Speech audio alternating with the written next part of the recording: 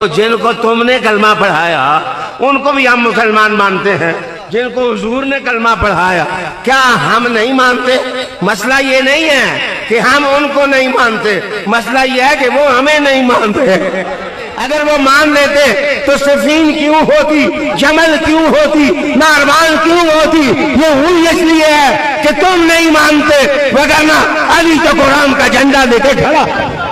کس انداز سے یہ بندہ اس معاملے کو رنگ دے رہا ہے کہ مولا کائنات تو قرآن کا ایجنڈا لیے کھڑے تھے، قرآن کا مشن لیے کھڑے تھے، اور یہ حضرات مولا علی کو نہیں مان رہے تھے۔ تو المختصر کہ یہ مولا علی کو نہیں بلکہ قرآن ہی کو نہیں مان رہے تھے، یہ نتیجہ نکل رہا ہے اس کا۔ اور یہ کیا انداز ہے مشاجرات صحابہ کو ڈسکس کرنے کا کہ اس طرح کا تاثر جا رہا ہے کہ یہ آپس میں ایک دنیاوی چپکلش اور دنیاوی رنجشوں کی وجہ سے یہ جنگ ہوئی تھی، اور یہ جو ہے فقط ایک ذاتی عناد تھا، معاذ اللہ ثم معاذ اللہ۔